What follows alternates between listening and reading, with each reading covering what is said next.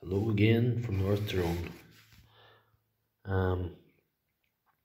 This is the drill after the teardown.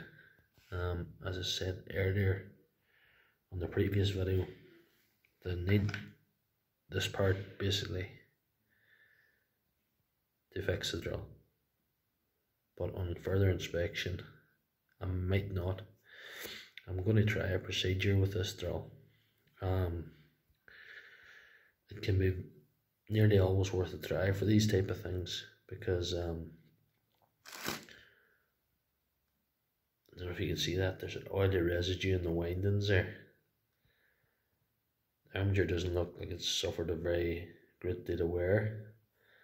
So what we can do is we can spray contact cleaner through the whitings and all over the armature to try and clean it up and let it dry out overnight. Then rebuild and see if we can get it to go. So I think that's worth a try, especially since it's going to take £50 worth of parts the other way to fix it. So I'll talk to you in the next video after I get everything cleaned up.